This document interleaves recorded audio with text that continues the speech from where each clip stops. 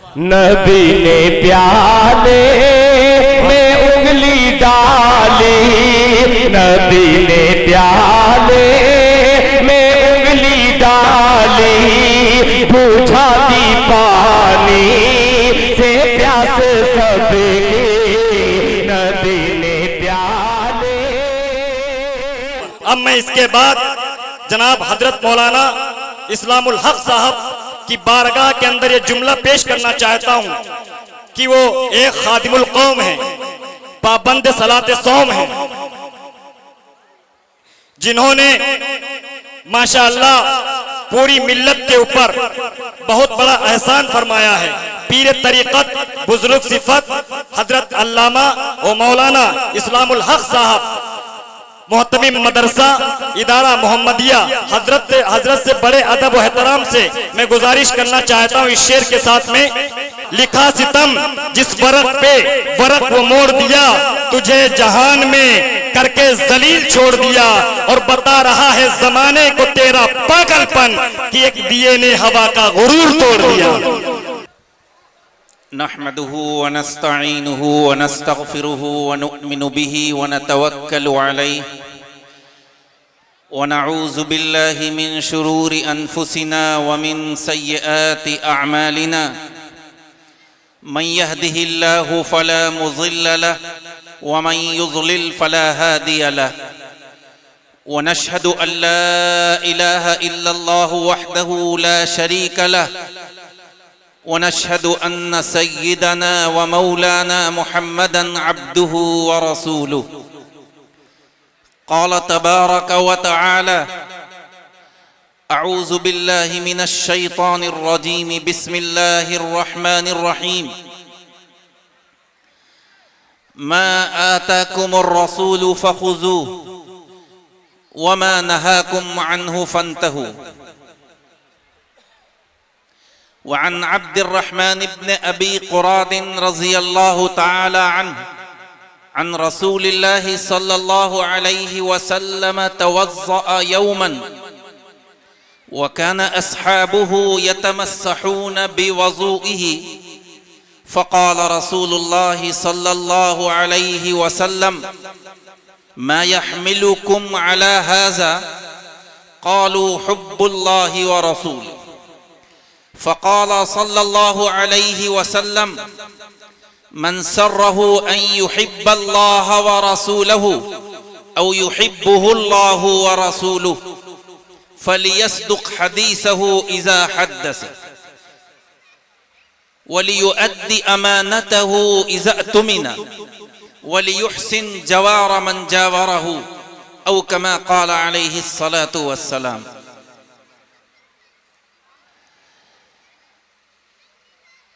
آج اس عظیم الشان جلسہ سیرت النبی کی صدارت فرماتے ہوئے ہمارے علاقے کے انتہائی مؤقر و معظم عالم دین حضرت اقدس حضرت مولانا عبد الرقیب صاحب قاسمی دامت برکاتہم العالیہ پیش امام عیدگاہ رسول پور اسٹیج پر تشریف فرما، انتہائی قابل صد احترام حضرات علماء کرام و حفاظ عظام و شعراء، اور ہمارے قابل قدر سامعین پس پردہ مستورات، سب سے پہلے حضور اقدس صلی اللہ علیہ وسلم کی شان اقدس میں درود شریف کا نذرانہ ہم سب پیش کر دیں۔ اللہم صل علی محمد وعلی آل محمد کما صلیت علی ابراہیم وعلی آل ابراہیم انک حمید مجید۔ اللہم بارک علی محمد وعلی آل محمد كما باركت على إبراهيم وعلى آل إبراهيم إنك حميد مجيد۔ آپ حضرات نے اس جلسے کا عنوان اشتہارات کے ذریعے اور اس وقت جو بینر آپ کے سامنے لگا ہے اس میں بھی پڑھ لیا، آپ کو اندازہ ہو گیا کہ یہ جلسہ اللہ کے بعد جس کا مقام اور جس کا مرتبہ، جس کی عظمت تمام انبیاء میں بھی سب سے زیادہ ہے، وہ ذات گرامی ہے سرور کائنات فخر موجودات صلی اللہ علیہ وسلم کی، اس کی سیرت پاک کے تذکرے کے لیے، اس کی خصلتوں کو بیان کرنے کے لیے، آپ صلی اللہ علیہ وسلم کی زبان مبارک سے نکلے ہوئے ارشادات کو آپ کے سامنے رکھنے کے لیے، نثر میں یا مجھ سے قبل ابھی دل خیر آبادی اور دلکش صاحب نے آپ کے سامنے پیش کیے، ابھی تک آپ منظوم کلام سماعت فرما رہے تھے، اور یہ حقیقت ہے کہ حمد باری کے بعد حضور اقدس صلی اللہ علیہ وسلم کی شان اقدس میں نعت نبی گنگنانے کے لیے پوری دنیا کے شعراء کو جمع کر لیا جائے، اور پوری دنیا کے شعراء پوری رات بلکہ دن میں بھی اگر پروگرام ہو تو پورا دن اپنی زندگی کا پورا حصہ، جب جو بھی اللہ نے سانسیں ان کو دی ہیں، جو ان کی زندگی ہے، حضور اقدس صلی اللہ علیہ وسلم کے شان اقدس میں اگر نعت پڑھنے لگیں، آپ کی صفات کا تذکرہ کرنے لگیں، تو نعت پڑھنے والا، سیرت پر بیان کرنے والا تھک سکتا ہے، لیکن حضور اقدس صلی اللہ علیہ وسلم کے اوصاف حمیدہ ختم نہیں ہو سکتے۔ انسان کی زندگی کتنے دن کی ہے، نہ معلوم کب اللہ کا بلاوا آ جائے۔ انسان پوری زندگی سیرت پاک کو لکھتا رہے، پڑھتا رہے، بیان کرتا رہے، لیکن حضور اقدس صلی اللہ علیہ وسلم کی جو خوبیاں ہیں، آپ کی زندگی کے ایک ایک لمحے کو بیان کرنا چاہے، اس کی زندگی کم پڑ جائے گی، حضور اقدس صلی اللہ علیہ وسلم کی خوبیاں ختم نہیں ہو سکتی۔ یہ ہماری اور آپ کی خوش قسمتی ہے کہ اللہ عز و جل نے ہمیں اور آپ کو حضور اقدس صلی اللہ علیہ وسلم جیسا پیارا نبی عطا فرمایا۔ ہم ان کی امت میں ہیں، لیکن ایک بات مجھے آپ کی سماعتوں کے حوالے کرنا ہے، آپ کو بتلانا ہے کہ حضور اقدس صلی اللہ علیہ وسلم سے عشق اور محبت یقیناً ہم سب کو ہے۔ ہم بچپن سے جب ذرا سا باشعور ہوتے ہیں تو ہم اپنے گھر والوں سے دو نام، ایک اللہ کا، ایک اللہ کے پیارے نبی کا ہی سنتے ہیں۔ ہمارے ذہنوں میں حضور اقدس صلی اللہ علیہ وسلم کا جو مقام اور مرتبہ ہے، ظاہر ہے ہماری ان آنکھوں نے اس پرنور چہرے کو دیکھا نہیں ہے، وہ زمانہ نہیں پایا ہے، لیکن جن مقدس حضرات نے حضور اقدس صلی اللہ علیہ وسلم کے چہرہ انور کی زیارت کی ہے، آپ کا وہ مقدس زمانہ پایا ہے، ان حضرات نے حضور صلی اللہ علیہ وسلم کی زبان مبارک سے نکلے ہوئے ایک ایک ارشادات کو اپنے دماغ میں محفوظ کیا ہے، لکھا ہے، اور اس کو انہوں نے آگے پہنچایا ہے۔ حتیٰ کہ اگر میں یہ کہوں کہ دنیا کی کسی بھی شخصیت کے بارے میں اگر کچھ لکھا جائے تو ہو سکتا ہے آپ اس کی زندگی کے ہر پہلو کو لکھ لیں، کب اس کی پیدائش ہوئی،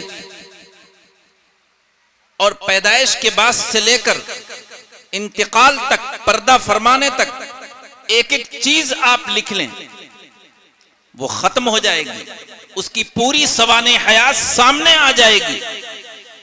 حضور اقدس صلی اللہ علیہ وسلم کے بارے میں ایک بات مجھے یاد آ گئی۔ لندن میں ایک بہت بڑی کانفرنس ہوئی تھی، اور اس کانفرنس کا ٹاپک اور موضوع یہ تھا کہ دنیا کی بڑی شخصیات، 100 کون بڑی شخصیات ہیں، ان کے بارے میں پوری دنیا کے علماء، دانشور، صرف مسلمان نہیں، ہمارے برادران وطن، عیسائی، یہودی اور ہمارے برادران وطن، سب کو مدعو کیا گیا تھا۔ ہمارے اس ملک سے حضرت مولانا سجاد نعمانی صاحب دامت برکاتہم العالیہ اس اہم ترین کانفرنس میں پہنچے تھے، تو لوگوں نے جو مشہور شخصیات دنیا کی ہیں، صرف ہندوستان کی نہیں، کسی بھی اعتبار سے ان کی شہرت ہے، ان کا نام ہے، ان کا تذکرہ کیا۔ لیکن آپ کو میں یہ بتاتا چلوں اور آپ کے دل و دماغ میں یہ بات بٹھاتا چلوں کہ صرف حضور اقدس صلی اللہ علیہ وسلم پر ایمان لانے والوں نے نہیں، اللہ پر ایمان لانے والوں نے نہیں، قرآن پر ہی ایمان رکھنے والوں نے نہیں، بلکہ وہ حضرات، اس کانفرنس کے وہ شرکا جن کا ایمان اللہ کے پیارے نبی پر نہیں، قرآن پر نہیں، اللہ کی وحدانیت پر نہیں، حضور کی رسالت پر نہیں، وہ مجبور ہو کر انہیں کہنا پڑا کہ میں نے پوری دنیا کی شخصیات کا مطالعہ کیا ہے، ہم نے بہت اسٹڈی کی ہے، ہم نے ہر زبان میں لوگوں کے حالات کو پڑھا ہے، لیکن جتنی خوبیاں، جتنی اچھائیاں، جتنی خصوصیات اور جو مقام اور عظمت میں نے ایک مکہ مکرمہ میں پیدا ہونے والا یتیم عبداللہ کا بیٹا، آمنہ کا بیٹا جو در یتیم ہے، اس کے حالات کو جب ہم نے پڑھنا شروع کیا، اس کی زندگی کا مطالعہ کرنا شروع کیا، تو ہم اس بات کے کہنے پر مجبور ہیں، یہ ایک عیسائی کہہ رہا ہے، ہم اس بات کے کہنے پر مجبور ہیں کہ جتنی خوبیاں ایک انسان کے اندر ہو سکتی ہیں، جتنی عادتیں اچھی اور جتنی صفات ایک انسان کے اندر ہو سکتی ہیں، وہ تمام صفات، وہ تمام خوبیاں، وہ تمام کمالات حضور اقدس صلی اللہ علیہ وسلم میں موجود تھے، جو دنیا کے کسی شخصیت میں نہیں تھے۔ آج آپ اس شخصیت کے نام نامی پر اس کے تذکرے کو سننے کے لیے یہاں تشریف فرما ہے۔ میں آپ کا ایک علاقائی ادنا سا خادم ہوں۔ اصل کلیدی بیان آپ کو حضرت مولانا عبداللہ سالم صاحب جو بہار سے تشریف لائے ہیں ان کا ہی سماعت کرنا ہے۔ بس کچھ دیر آپ سے بس گزارش یہ ہے کہ یہ سوچ کر کہ بات کس کی کہی جا رہی ہے، یہ نہ دیکھیں کہ بات کون کہہ رہا ہے۔ میں ایک ادنا خادم، ادنا غلام آپ کے درمیان میں رہنے والا ہے، لیکن بات ہماری نہیں ہے، بات اس مالک رب ذوالجلال کی ہے، یا حضور اقدس صلی اللہ علیہ وسلم کی زبان مبارک سے نکلے ہوئے ارشادات ہیں جو مختصراً مجھے آپ کے سامنے رکھنی ہے، چونکہ بہت کم ایسا ہوتا ہے کہ اتنا کثیر مجمع، اتنا جمع غفیر کے سامنے بات کرنے کا موقع ملے۔ یہ ہماری خوش قسمتی ہے کہ رسول پاک کا تذکرہ رسول پور میں ہو رہا ہے، اور جہاں قریب ہی سے محمد پور سے بھی لوگ تشریف لائے ہیں، آپ کی نسبت پر قائم محمدی سے بھی لوگ آئے ہیں، امیر نگر اور مختلف مواضعات سے آئے ہیں۔ ظاہر ہے آپ کو عشق ہے، محبت ہے اللہ کے پیارے نبی سے، لیکن آج مجھے مختصراً آپ کو یہ بتانا ہے کہ محبت رسول کسے کہتے ہیں، عشق رسول کس چیز کا نام ہے، آخر وہ کون سی چیزیں ہیں جس کو ہم اپنی مختصر سی زندگی میں اختیار کر کے صحیح معنی میں اللہ کے پیارے نبی کے محبوب اور اللہ کے محبوب بن سکتے ہیں، اور وہ کون سے گناہ ہیں، وہ کون سی نافرمانیاں ہیں، وہ کون سی کام ہیں جن سے بچ کر ہم اللہ کے محبوب اور اللہ کے پیارے نبی کے محبوب بن سکتے ہیں، اسی کو بتانے کے لیے یہ جلسے منعقد کیے جاتے ہیں، آپ کو زحمت دی جاتی ہے۔ میں نے آپ کے سامنے قرآن کریم کی ایک آیت کریمہ تلاوت کی ہے، حضور صلی اللہ علیہ وسلم کا ایک ارشاد پڑھا ہے، اسی کی روشنی میں گفتگو کرنی۔ دیکھیے، سب سے پہلے ہمیں اور آپ کو یہ سوچنا چاہیے کہ اللہ عز و جل نے دنیا میں انسانوں کو بھیجا ہے بندگی کے لیے۔ خود اللہ نے قرآن پاک میں فرما دیا وَمَا خَلَقْتُ الْجِنَّ وَالْإِنسَ إِلَّا لِيَعْبُدُونَ، ہم نے تمام جناتوں اور انسانوں کو اس لیے بھیجا ہے کہ وہ میری بندگی کریں، لیکن وہ ہمارا معبود برحق ہے، ہم اللہ کے بندے ہیں، ہماری یہ عورتیں اللہ کی بندیاں ہیں۔ اس رب ذوالجلال کی بندگی کیسے کی جائے گی؟ کیسے ہمیں پتا چلے گا کہ وہ اس کی کیا مرضی ہے، وہ کیا چاہتا ہے؟ ایک طریقہ تو یہ تھا کہ اللہ اپنے ہر بندے اور بندی کے پاس ایک فرشتہ بھیج دیتا اور وہ یہ بتلاتا کہ تمہیں اس وقت یہ کرنا ہے اور یہ نہیں کرنا ہے۔ لیکن نظام الہی یہ ہے کہ اللہ نے یہ مسئلہ ہمارے لیے بڑا آسان فرما دیا کہ انبیاء کرام کے بھیجنے کا ایک سلسلہ شروع فرمایا، اور سب سے آخر میں مقام کے اعتبار سے سب سے افضل لیکن آنے کے اعتبار سے سب سے آخر سرور کائنات فخر موجودات صلی اللہ علیہ وسلم کو اپنی آخری کتاب قرآن کریم کو نازل فرما کر یہ بتلا دیا کہ اب اس میں کوئی رد و بدل نہیں ہوگا، اس میں کوئی تبدیلی نہیں ہوگی۔ اب ہم دین پر چلیں گے اپنی عقل سے نہیں، اپنے رشتہ داروں کے کہنے سے نہیں، اپنی بستی والوں میں جو ہو رہا ہے اس کو دیکھنے سے نہیں، بلکہ اگر ہم اللہ کو راضی کرنا چاہتے ہیں، پیارے نبی کو راضی کرنا چاہتے ہیں، حضور اقدس صلی اللہ علیہ وسلم کے دست مبارک سے حوض کوثر کا جام لینا چاہتے ہیں، اللہ کے پیارے نبی کی شفاعت چاہتے ہیں، تو میرے بھائی اور میرے عزیز اور میری پردہ نشیں عورتیں، یہ بات ذہن پہ بٹھا کر لے جائیے کہ دین نام ہے حضور اقدس صلی اللہ علیہ وسلم کے فرمان کا، وہ ہماری عقل میں آئے یا نہ آئے۔ آج المیہ یہ ہے، آج مصیبت یہ ہے کہ شیطان نے ہم پر حملے یہ کر رکھے ہیں کہ بعض مرتبہ شیطان گناہ کرا کے ہم کو دین سے دور کرتا ہے، مذہب اسلام سے دور کرتا ہے، حضور اقدس صلی اللہ علیہ وسلم کی تعلیمات سے دور کرتا ہے۔ لیکن مجھے یہ کہنے دیجئے کہ بعض مرتبہ شیطان ہمارے ذہنوں میں عبادت کے طریقے، وہ طریقے جو نہ حضور اقدس صلی اللہ علیہ وسلم سے ثابت ہیں، نہ صحابہ کرام سے ثابت ہیں، نہ اولیاء اللہ سے ثابت ہیں، نہ اس کا قرآن میں ذکر ہے، نہ احادیث میں ذکر ہے، نہ ہمارے اولیاء اللہ نے وہ کام کیا ہے، ہمارے ذہنوں میں ڈالا یہ جاتا ہے کہ تم یہ کام کر لو، یہ بہت اچھا ہے۔ میں ایک پیغام دینا چاہتا ہوں تمام بیٹھنے والوں کے، تمام سننے والوں کو کہ خدا کے لیے یہ علماء انبیاء کے وارث ہیں، نبوت ختم ہو گئی، اب کوئی نبی نہیں آئے گا، لیکن یہی علماء آپ کو جو وراثت میں ان حضرات کو جو چیز ملی ہوئی ہے وہ حضور کی وہ اس وراثت کی یہ حفاظت فرما رہے ہیں، یہ اس کے محافظ بھی ہیں، اور ان کا کام یہ ہے کہ وہ ان باتوں پر خود بھی عمل کریں اور آپ تک بھی ان باتوں کو پہنچائیں۔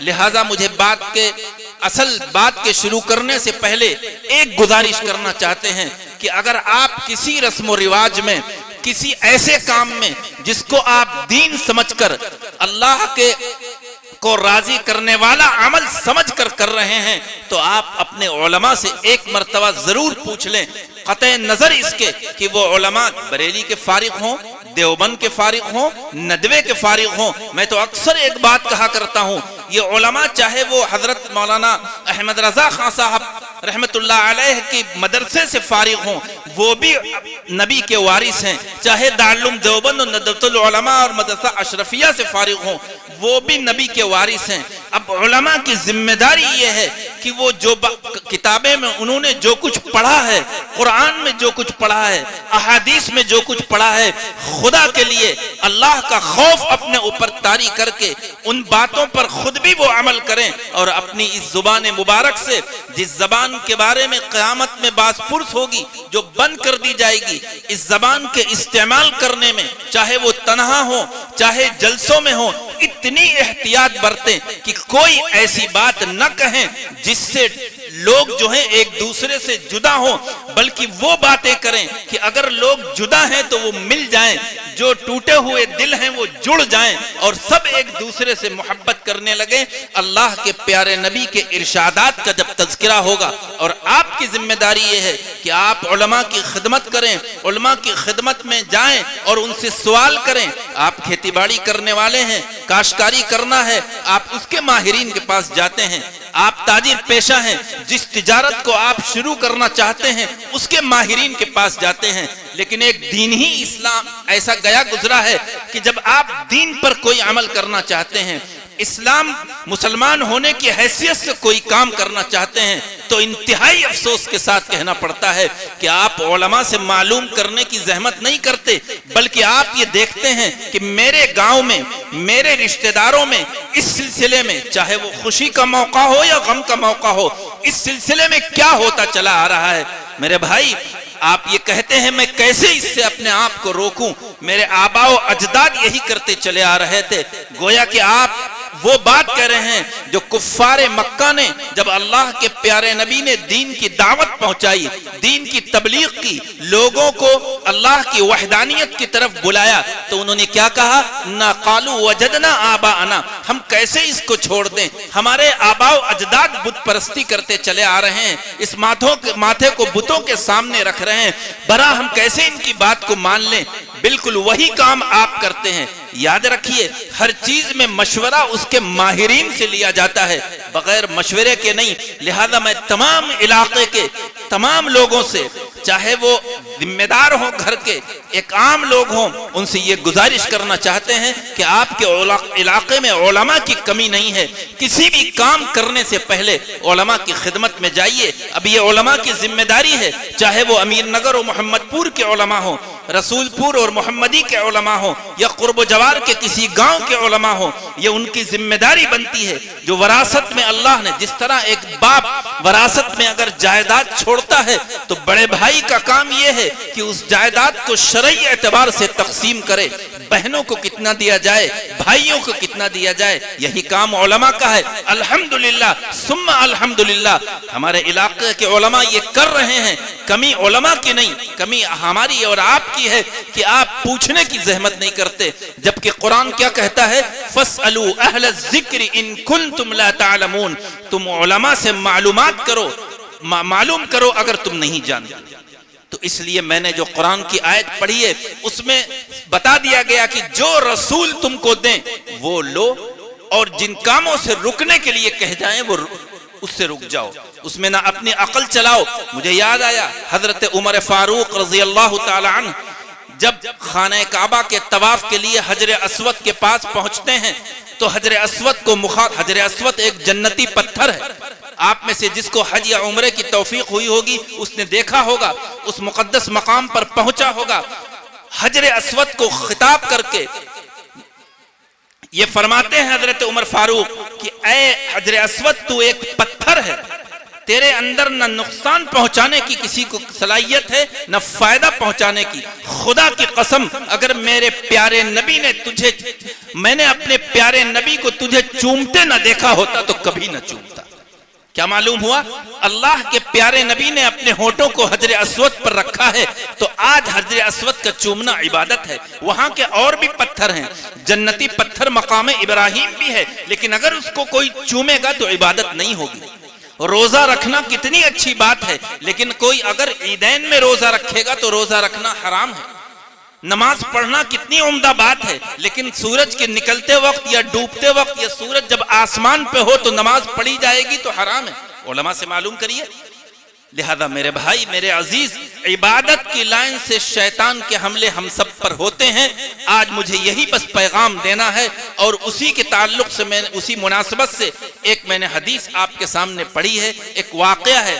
ایک مرتبہ حضرت عبد الرحمن بن قراد رضی اللہ تعالی عنہ فرماتے ہیں کہ حضور اقدس صلی اللہ علیہ وسلم وضو فرما رہے تھے. بہت غور سے بات سنیے گا، یہ سوچ کر کہ پیارے نبی کا ہی یہ واقعہ ہے جو اس ناچیز کی زبان سے آپ سن رہے ہیں. حضور اقدس صلی اللہ علیہ وسلم وضو فرما رہے تھے، اور آپ کے اصحاب اکٹھا تھے آپ کے قریب میں.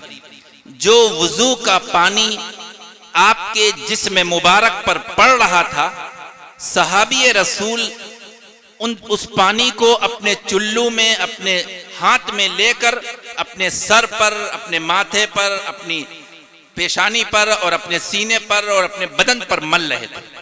ظاہر ہے حضور اقدس صلی اللہ علیہ وسلم کے جسم مبارک سے جو پانی لگ گیا، وہ پانی بھی بہت باعظمت ہو گیا. تمام علماء کا متفقہ یہ فیصلہ ہے کہ خانہ کعبہ سے زیادہ افضل ترین مقام مدینہ منورہ کی مسجد نبوی کا حجرہ عائشہ میں حضرت آپ صلی اللہ علیہ وسلم کا جسم اطہر جہاں پر ہے، جو آپ کا روضہ اقدس ہے، تو آپ کے جسم کا جو حصہ زمین پر لگ رہا ہے، وہ زمین پوری دنیا کی تمام زمینوں سے زیادہ مقدس ہے، اس لیے کہ اس کو یہ شرف حاصل ہے کہ اس زمین پر حضور اقدس صلی اللہ علیہ وسلم کا جسم اطہر ہے. تو ظاہر ہے آپ کے جسم پر جو پانی لگے گا وہ پانی بھی بابرکت ہو گیا. تو حضور صلی اللہ علیہ وسلم نے دریافت فرمایا، پوچھا صحابہ سے، ما یحملکم علی ھذا، تم یہ عمل کیوں کر رہے ہو؟ بھئی یہ پانی ہے، زمین پر گر جاتا، کیا حرج ہے؟ ہاتھ گندے ہوتے ہیں، پیر گندے ہوتے ہیں، لیکن صحابہ اس پانی کو لے کر اپنے مل رہے ہیں. تو صحابہ نے جو جواب دیا، وہ کیا جواب دیا؟ بہت غور سے بات سمجھیے گا، تب بات سمجھ میں آئے گی جو میں بات کہنا چاہتا ہوں. صحابہ نے عرض کیا کہ اے اللہ کے رسول، مجھے آپ سے محبت ہے اور اللہ سے محبت ہے.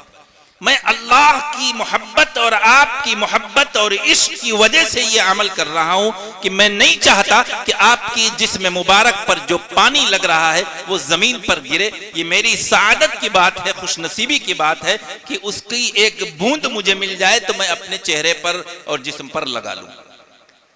یہاں پر رک کر ایک بات سمجھیے. حضور صلی اللہ علیہ وسلم یہ فرما سکتے تھے کہ واقعی صحابہ تم نے تو محبت کا حق ادا کر دیا، اور یہ عمل ہمیشہ جاری رکھنا، ہمیشہ یہ کرنا کہ جب میں وضو کرنے بیٹھوں تو یہ عمل کرنا. لیکن آپ صلی اللہ علیہ وسلم نے کیا بات فرمائی ہے وہ مجھے آپ کے سامنے رکھنا ہے.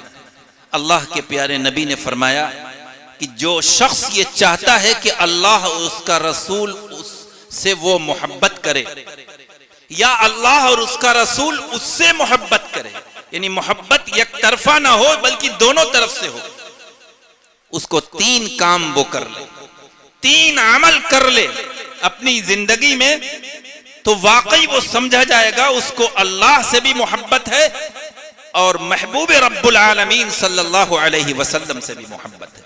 میں اگر یہاں پر یہ بات کہوں کہ یہ پیارے نبی کی امتیوں کا ایک مجمع ہے، اگر آپ یہ چاہتے ہیں کہ آپ اللہ سے محبت کریں اور اللہ بھی آپ سے محبت کرے، حضور اقدس صلی اللہ علیہ وسلم سے آپ محبت کریں اور پیارے نبی بھی آپ سے محبت کریں، تو 3 کام کر لیجئے، 3 عمل کر لیجئے، انشاءاللہ آپ اللہ کے بھی محبوب بن جائیں گے، پیارے نبی کے بھی محبوب بن جائیں گے.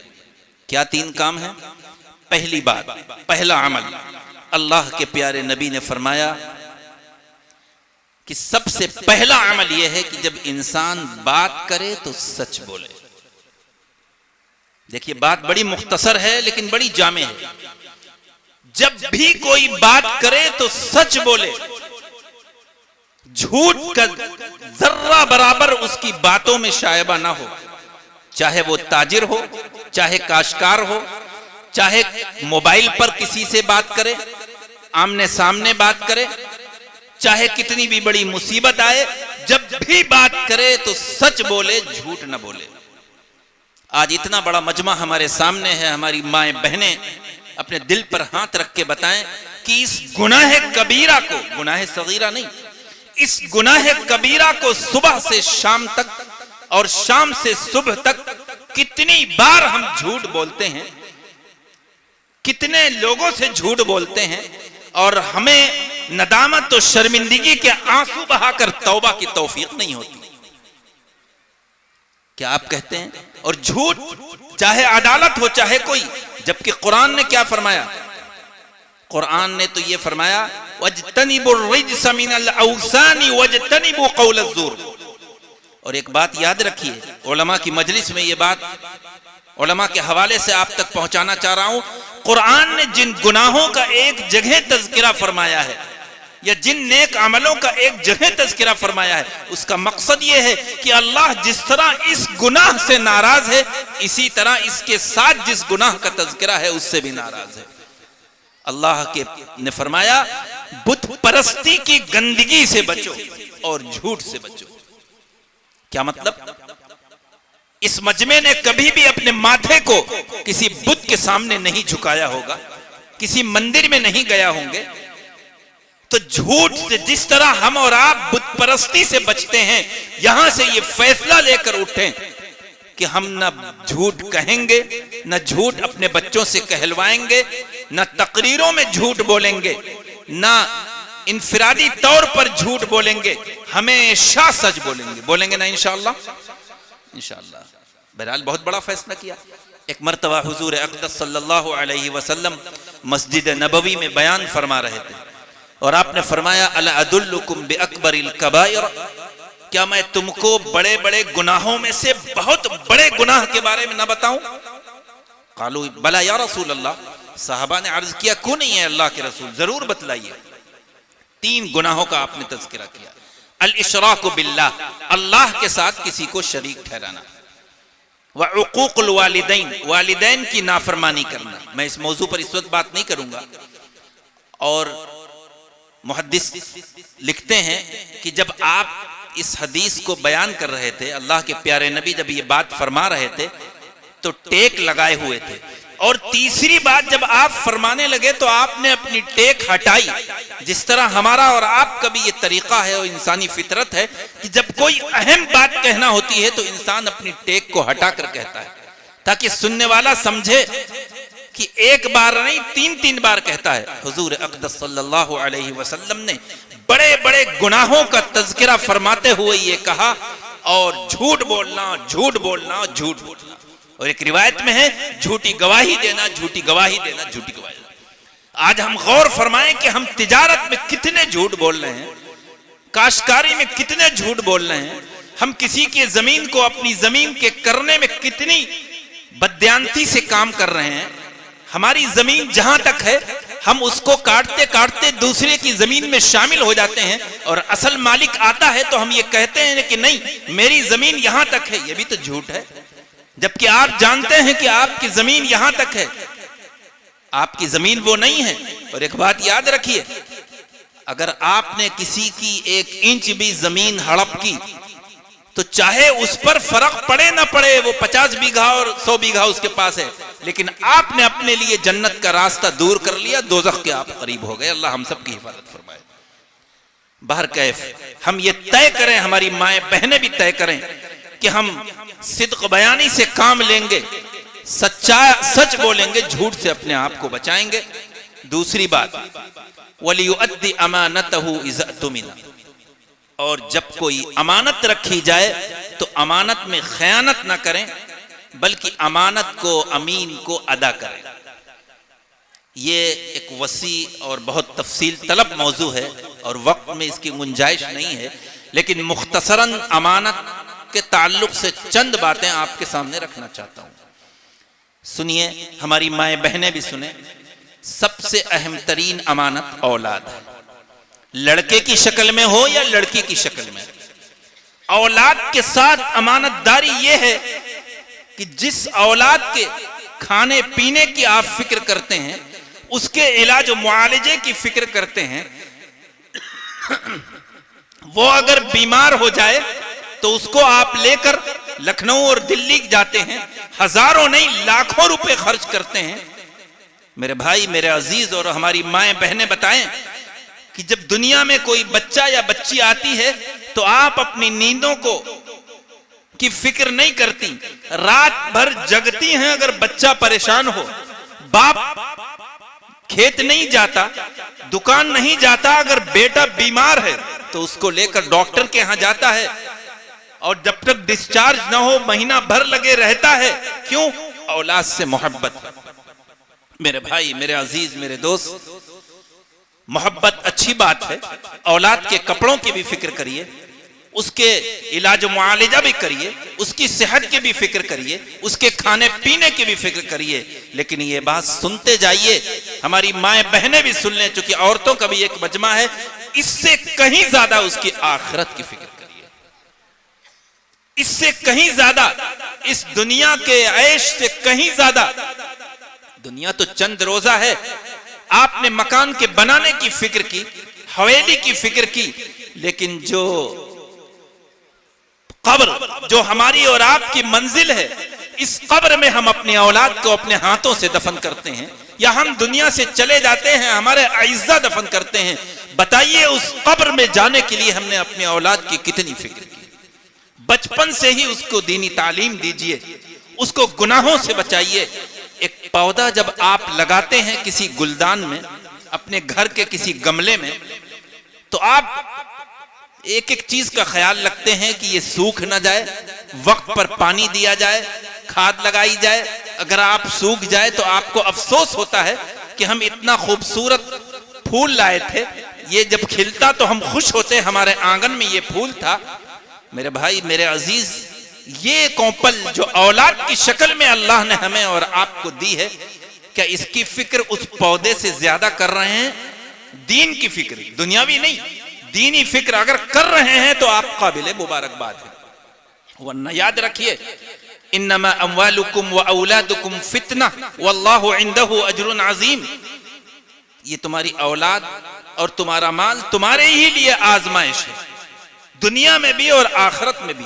صرف آپ کا دیندار بن جانا کافی نہیں, صرف آپ کا مسجدوں کو آباد کرنے لینا کافی نہیں کہ ہم گھر کے بڑے بوڑھے ہیں, آگے سردیاں آ رہی ہیں, ہم اللہ کے منادی کی آواز سن کر مسجد میں آ گئے.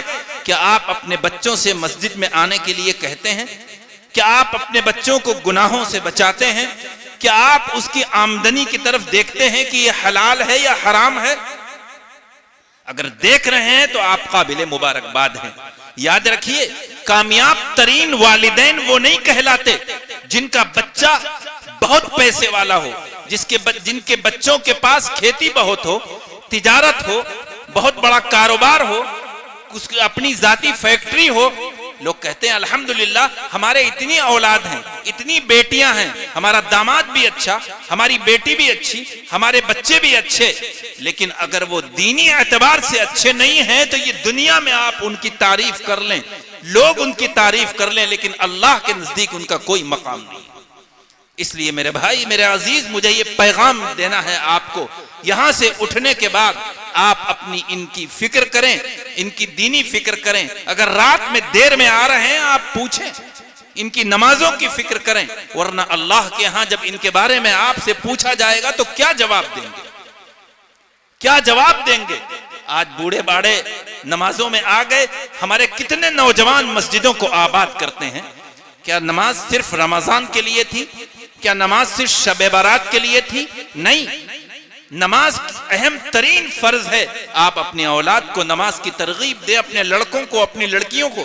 میں اکثر ایک مثال دیا کرتا ہوں, آپ نے بارہا سنی ہوگی کہ اگر آپ کے گھر کے روشندان سے یا ونڈو سے کوئی سانپ اور بچھو رینگ کر آپ کے کمرے میں جا رہا ہو, اور اس کمرے میں آپ کی بیٹی, آپ کی بہو یا آپ کا بیٹا اور آپ کی بہو لیٹی ہو, اور آپ دیکھا آپ نے کہ سانپ رینگ کر اندر جا رہا ہے, بچھو رینگ کر اندر جا رہا ہے, ذرا بتائیے یہاں پر بیٹھنے والے اور ہماری مائیں بہنیں, کیا آپ یہ منظر دیکھتی رہیں گی؟ کیا آپ اس کمرے تک جا کر دروازے کو نہیں کھٹکھٹائیں گے؟ کہ دروازہ کھولو، سانپ رینگ کر اندر گیا ہے، بچھو رینگ کر. کیوں؟ آپ کو اپنی اولاد سے محبت ہے کہ کہیں یہ بچھو، کہیں یہ سانپ میری اولاد کے جسم کو کاٹ نہ لے اور اس کا زہر اس پر نہ آ جائے. ذرا بتائیے ہم کو دل کھول کر کہ آپ دنیا کے سانپ بچھو سے اپنی اولاد کو بچا رہے ہیں. یقیناً بچانا چاہیے، لیکن دوزخ کے سانپ بچھو، قبر کے سانپ بچھو سے اپنی اولاد کو کہاں تک بچا رہے ہیں؟ یہاں آپ دروازہ کھول کر اس کو پھینک سکتے ہیں، لیکن جب قبر میں جا کر آپ اپنے اولاد کو لٹال دیں گے یا آپ کے دنیا سے جانے کے بعد وہ اس قبر میں جائے گی اور وہاں سانپ بچھو ڈسیں گے، تو کون سا ڈنڈا ہوگا جو آپ اس کو ماریں؟ کون سا طریقہ ہوگا کہ آپ اس کو بچائیں؟ اس لیے میرے بھائی، میرے عزیز، یہ اولاد اہم ترین امانت ہے. اور میں اولادوں سے بھی ایک بات کہوں گا، ان بچیوں سے بھی ایک بات کہوں گا کہ خدا کے لیے تمہارا بھی کام یہ ہے کہ تم والدین کی قدر کرو. یہ سایہ جب اٹھ جائے گا تب تم کو افسوس ہوگا. والدین کا سایہ جن اولادوں پر ہے، ان کی عظمت کریں، اس کو غنیمت سمجھیں، ان کی باتوں کو سنیں، ان سے مشورے لیں، ان کی خدمت میں جائیں. اور یہ ضروری نہیں ہے کہ والدین عالم دین ہوں، بہت گریجویٹ ہوں، نہیں، جاہل ماں ہو، جاہل باپ ہو، لیکن اولاد کا کام یہ ہے کہ وہ والدین کی خدمت کرے، تبھی اللہ کو راضی کر سکتے ہیں. اللہ کے پیارے نبی نے کیا فرمایا کہ اگر تم اللہ کو راضی کرنا چاہتے ہو تو ماں باپ کو راضی کر لو.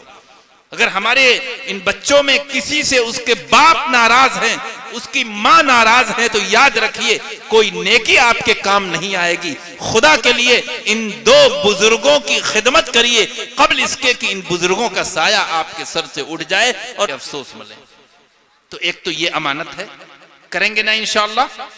ہاں، آپ کی شادی ہو گئی، آپ کے بچے ہو گئے، تب بھی یہ نہیں کہ بیوی نے اگر کہہ دیا کہ بھائی تم کو تو ہم سے زیادہ اپنی ماں باپ سے محبت ہے. نہیں، بیوی کے حقوق اپنی جگہ، بہن بھائی کے حقوق اپنی جگہ، لیکن والدین کے حقوق. اور میں یہ کیوں کہہ رہا ہوں، محمدی میں ایک صاحب جمعے کے دن میں بیٹھتا ہوں اپنے ہاں، آنسوؤں سے آ کے رونے لگے. ایک بوڑھے میاں وہ کہنے لگے کہ مولانا، اللہ نے مجھے صاحب اولاد بنایا، میرے کئی بیٹے ہیں، لیکن مجھے افسوس کے ساتھ کہنا پڑتا ہے کہ میرے بیٹوں کے پاس بے شمار پیسہ ہے، لیکن وہ ہم سے کہتے ہیں کہ جاؤ تم مسجد میں رہو، کھانے کو نہیں دیتے. ہم نے ہی ان کو پالا بڑا کیا، ان کو پڑھایا، اس لائق کیا، اور آج وہ ہم کو دھتکارتے ہیں. ایک شخص کے گھر کا بٹوارا ہو رہا تھا، میں پہنچا وہاں پر، دو بھائیوں کا آپس میں. ایک شخص، ایک نوجوان اپنی ماں سے کہتا ہے، ان الفاظ کو نکالتے ہوئے بھی ایک عجیب سی کیفیت ہے، لیکن بتلا دوں یہ حال ہے آج کا. وہ نوجوان کہہ رہا ہے کہ بڑھیا، میں تو چاہتا تھا کہ تم مر جائے اور میں تیرے ٹکڑے ٹکڑے کر دوں، تیری وجہ سے آج میرے گھر میں یہ ہو رہا ہے. اور ماں کو کہہ رہا ہے، وہ ماں جس کے پیروں تلے جنت ہے، وہ باپ جو جنت کا دروازہ ہے. وہ امام شافعی رحمت اللہ علیہ، اتنے بڑے عالم جب گھر پہ پہنچتے ہیں تو اپنے ماں کو قدموں کو چومتے ہیں. تو ماں کہتی ہے، شافعی یہ کیا کر رہے ہو؟ کہتے ہیں کہ میں کچھ نہیں کر رہا ہوں، اپنی جنت کو چوم رہا ہوں. لہذا میرے عزیز نوجوانوں اور ہماری عزیز بچیوں، خدا کے لیے اپنے والدین کی قدر کرو، ان کی فرما برداری کرو، ان کی عظمت کرو. تو ایک امانت تو یہ ہے. دوسری امانت مختصراً سمجھ لیجئے کہ یہ آنکھ بھی امانت ہے. اس آنکھ سے ہم اللہ کے کلام پاک کی تلاوت کیا کریں، علماء کرام کی زیارت کیا کریں، دینی کتابیں پڑھا کریں، اور اسی آنکھ سے موبائل کی اسکرین پر فحش چیزوں کو نہ دیکھا کریں. یہ آنکھ کے ساتھ خیانت ہے. قیامت میں یہ آنکھ بولے گی. آپ سمجھیں گے آج نہیں بولے، نہیں، قیامت کے دن بولے گی. یہ کان امانت ہے. اس کان سے آپ قرآن سنا کریں، اچھے شعراء کے کلام سنا کریں، بیانات سنا کریں. اس کانوں سے گانوں کو نہ سنا کریں. ایئر فون لگا کر رات میں آپ سمجھ رہے ہیں کہ نہ میری ماں دیکھ رہی ہے نہ میرا باپ دیکھ رہا ہے، لیکن آپ کو نہیں پتا کہ ایک ذات ایسی ہے جس کو نہ اونگ آتی ہے نہ نیند آتی ہے. وہ آپ کے اس عمل کو رات کے اندھیرے میں بھی دیکھ رہا ہے. میدان حشر میں جب آپ کا نامہ اعمال سامنے رکھا جائے گا تو ایک ایک چیز سامنے آ جائے گی. یہ کانوں کے ساتھ خیانت ہے. یہ زبان تو بہت بڑی امانت ہے. اس زبان کو استعمال کرنے میں کے سلسلے میں اللہ کے پیارے نبی فرماتے ہیں اگر تم آپ نے پکڑ کر فرمایا اگر تم اس کو سنبھال لو تو میں تمہارے لیے جنت کی ضمانت دیتا ہوں. آج اس زبان سے ہم کسی کو گالی دے رہے ہیں, کسی کو برا بھلا کہہ رہے ہیں, اس زبان کی وجہ سے خاندانوں میں لڑائیاں ہو رہی ہیں, ہم ایک دوسرے کو جو قریب ہیں ان کو دور کر رہے ہیں. میں کہتا ہوں کہ خدا کے لیے ہمارا قرآن بھی ایک, ہمارا نبی بھی ایک, ہمارا اللہ بھی ایک, ہمارے قبر کے سوالات بھی ایک, میدان حشر کے سوالات بھی ایک, ہماری منزل بھی ایک. اختلاف کس بات کا, کس بات کا اختلاف ہے جب سب کچھ ایک ہے؟ اور ہمارا اگر اللہ نے ہمیں عمل کی توفیق دی تو ہماری جنت بھی ایک. جب سب ایک ہے تو یہاں سے یہ پیغام لے کر اٹھیے. میں سب سے کہتا ہوں کہیں سے بھی آئے ہوں کہ خدا کے لیے لوگوں کو دلوں کو جوڑیے. زبان کا استعمال ایسے کریے کہ آپ کی زبان سے پھول جھڑے. آپ جب بولیں تو لوگ آپ کے قریب آئیں, اور جب آپ دنیا سے جائیں آپ کا جنازہ اٹھے تو یہ کہیں لوگ کہ واقعی یہ بڑا اچھا آدمی تھا, لوگوں سے مل کر چلتا تھا, انتہائی بااخلاق تھا, ملنسار تھا, اس کے اندر بڑی شفقت تھی, محبت تھی, یہ کچھ نہیں دیکھتا تھا, یہ انسانوں کا مددگار تھا, صرف مسلمانوں کا نہیں. لیکن یہی زبان سے آپ لوگوں کو دور کر لیتے ہیں, یہی زبان کے استعمال سے ہم لوگوں میں لڑائیاں پیدا کر دیتے ہیں. اللہ ہم سب کی حفاظت فرمائے. یہ ہاتھ بھی امانت ہے. اس ہاتھ کی امانت داری یہ ہے کہ آپ اس میں خیرات لے کر, پیسے لے کر مسجدوں کو دیں, غربا کی مدد کریں. آج کل سیلاب آیا ہوا ہے, وہاں جا کر مدد کریں, مدارس میں دیں. اور اسی کی خیانت یہ ہے کہ آپ اس سے سود کے پیسے کو لائیں یا سود کے پیسے کو دوسرے کو دیں. کیا آج ہمارے اس میں سودی کاروبار نہیں ہے؟ آپ سمجھیں کہ دنیا ہم کو کہے کہ بہت پیسے والے ہیں, بہت مال ہے, سب کچھ ہے, لیکن خدا کے لیے یہ تو سوچئے. بس بات میں ختم کر رہا ہوں, وقت میرا ہو گیا ہے. خدا کے لیے یہ سوچئے کہ جن ہاتھوں سے آپ سود لاتے ہیں یا جن ہاتھوں سے آپ سود دیتے ہیں, جن ہاتھوں سے آپ مال حرام لاتے ہیں, جن ہاتھوں سے آپ مال حرام کو استعمال کرتے ہیں, میدان حشر میں یہ ہاتھ کہیں گے کہ ان ہاتھوں سے فلاں دکاندار سے سود لیا گیا, فلاں شخص کو سود دیا گیا, فلاں شخص سے سود کے جو پرسنٹیج ہے وہ ادا کی گئی. آپ لاکھوں نہیں, کروڑوں نہیں, اربوں کے مالک بن جائیں, دنیا آپ کو باحیثیت کہے, دنیا آپ کی قدر کرے, آپ شادیوں میں لاکھوں نہیں کروڑوں خرچ کر دیں, لیکن جب اس دنیا سے جائیں گے تو ما دینکا, تمہارا طریقہ زندگی کیا تھا, من ربکا, تمہارا پالنہار کیا تھا, کون تھا؟ اللہ کے پیارے نبی کی شکل مبارک لائی جائے گی. ان کے بارے میں تمہارا کیا خیال ہے اس کا جواب نہیں دے سکیں گے.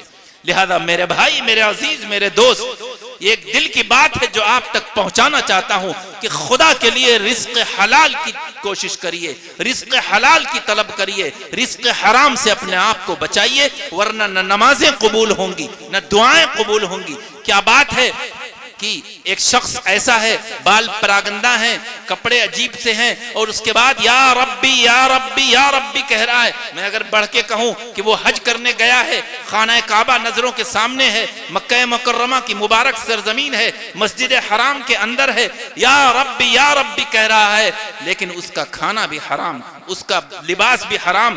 جس لباس کو پہن کر وہ دعائیں کر رہا ہے, جو طاقت کھانے سے اس کے جسم میں پیدا ہوئی ہے, سب کچھ حرام ہے. فَأَنَّا يُسْتَجَابُ لِذَلِكَ, تو اس کی دعا کہاں سے قبول ہوگی؟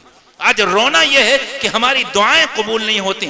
ذرا ہم غور کریں کہ کوئی لقمہ حرام تو نہیں ہمارے پیٹ میں جا رہا ہے. ظاہر ہے یہ ہاتھوں کی اور ان پیروں سے چل کر ہم وہاں جا رہے ہیں.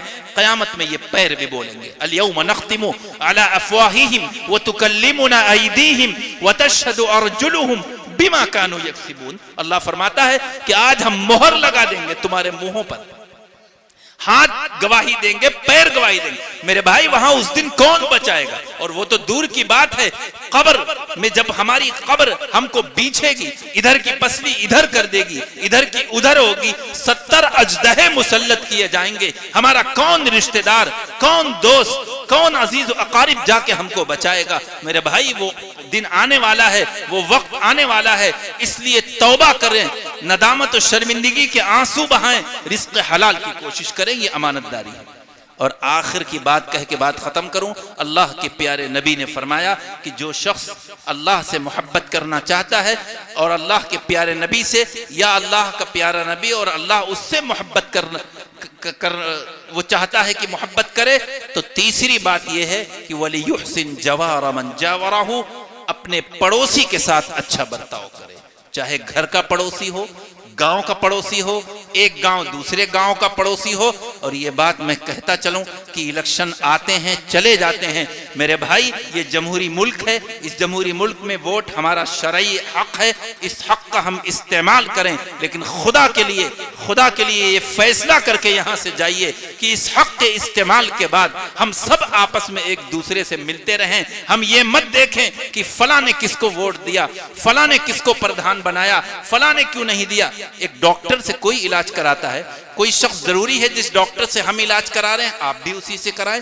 جس سواری سے ہم دہلی یا لکھنؤ جا رہے ہیں آپ بھی جائیں، نہیں کوئی اختلاف نہیں۔ پھر کیا بات ہے کہ جمہوری ملک ہے، سب کی سوچ یکساں نہیں، سب کا دماغ یکساں نہیں، ہر شخص اپنے اعتبار سے سوچ کر اس ووٹ کا استعمال کرتا ہے۔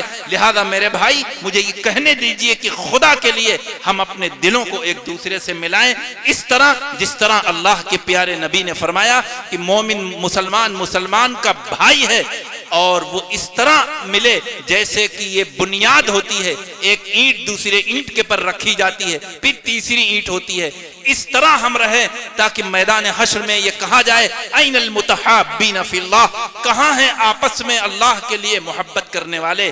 ہم محبت اور پیار کو پھیلائیں، قطع نظر اس کے کہ یہ ہمارا رشتہ دار ہے، یہ ہمارا مخالف ہے۔ اور میں تو اکثر ایک پیغام میں نے اس وقت دیا تھا، یہاں بھی دیتا ہوں، چونکہ گاؤں کے ذمہ داران ہیں، بعض پردھانوں کو میں نے وائس میسج بھیجے تھے کہ خدا کے لیے اگر اللہ نے آپ کو خدمت کا یہ موقع دیا ہے، وَلِيُحْسِنْ جَوَارَ کے تحت یہ بات ہے، خدمت کا موقع دیا ہے، تو چاہے وہ شخص جس نے آپ کو ووٹ نہ دیا ہو، جو آپ کا بدترین مخالف ہو، آپ کے خلاف زبان بھی کھولی ہو، لیکن اگر اس کا کوئی کام، اس کے محلے کا کوئی کام، اس کے طرف کا کوئی کام آئے، تو ایک ذمہ دار اور ایک خادم ہونے کے حیثیت سے پردھان کا کام یہ ہے کہ اس کا بھی کام کرے۔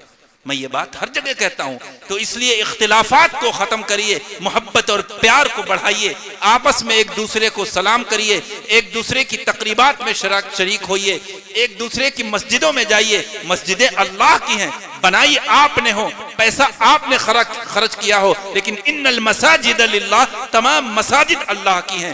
یہ سوچ کر کہ ہماری منزل ایک ہے، ہمارا راستہ ایک ہے، ہم سب پہلے انسان ہیں، اور انسان کا مطلب ایک دوسرے سے انس، محبت و تعلق، یہ پیغام لے کر جائیے گا تو آپ کا پڑوسی بھی آپ سے خوش ہوگا، آپ کے گاؤں کے پڑوسی بھی آپ سے خوش ہوں گے۔ کیا اللہ کے پیارے نبی سے زیادہ کسی کا مقام ہے؟ بس آخری بات، حضور اقدس صلی اللہ علیہ وسلم اپنے حجرہ مبارکہ سے باہر نکل کر مسجد نبوی میں تشریف فرما ہوتے ہیں، صحابہ کو روکتے ہیں، ایک لمبی تقریر فرماتے ہیں، اور اس میں ایک جملہ فرماتے ہیں کہ بھائی ہم تم لوگوں کے درمیان بہت عرصے تک رہے، لیکن بیماری کا ہے، سہارے سے آتے ہیں، ہو سکتا ہے تمہاری شان کے خلاف میں نے کچھ کہہ دیا ہو، اس زبان نے محمد کی زبان سے کوئی ایسی بات نکل گئی ہو، جبکہ یاد رکھیے صحابہ میں وہ بھی موجود تھے جو آپ سے عمر میں بڑے تھے، آپ سے عمر میں چھوٹے تھے، آپ کے ہم عمر تھے۔ اللہ کے پیارے نبی صلی اللہ علیہ وسلم جب ہمارے لیے آئیڈیل اور نمونہ ہے، تو سنیے کیا کہ اس چیز میں بھی نمونہ ہے۔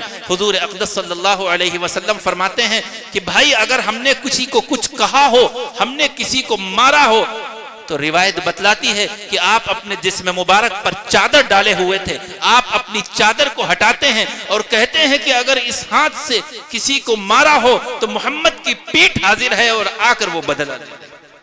ذرا آپ اندازہ لگائیے کہ جس کا یہ مقام ہو وہ معافی مانگ رہا ہے اپنے چھوٹوں سے، اور ہم یہ سوچیں کہ ہم تو اللہ نے ہمیں مال و دولت دیا ہے، اللہ نے ہمیں کثیر العیال بنایا ہے، ہم صاحب اولت ہیں، ہم کیوں کسی کے سامنے جھکیں؟ یہ جھکنا نہیں ہے میرے بھائی، نہ معلوم کس وقت موت آ جائے۔ لہذا اگر دل میں کوئی چپقلش ہے، دوریاں ہیں، تو خدا کے لیے ان دوریوں کو دور کر لیں۔ یہ کوئی ضروری نہیں کہ جب آپ حج کا فارم بھریں، آپ کی حج کی ڈیٹ آ جائے، اس سے پہلے آپ اپنے رشتہ داروں کے پاس جائیں، ایسا کوئی مسئلہ نہیں ہے، علماء سے معلوم کر لیجئے۔ لیجئے کہ انسان گیا حج کو نہیں، ہر وقت نہ معلوم کب اللہ کا بلاوا آ جائے، فرشتے اجل آ جائے، ہماری موت ہو جائے، اس سے پہلے ہم اپنے عزیزوں سے، رشتہ داروں سے، اپنے ملنے والوں سے جا کر معافی مانگ لیں، چاہے ہم کوئی بھی ہوں۔ اور یقیناً اللہ نے انسانوں کا ایسا دل بنایا ہے کہ جب انسان معافی مانگتا ہے تو معافی مانگنے سے کچھ نہیں جاتا، بلکہ اس کی قدر ہوتی ہے کہ اللہ کے پیارے نبی کی نعوذ باللہ قدر کم ہو گئی جب آپ نے معافی مانگی۔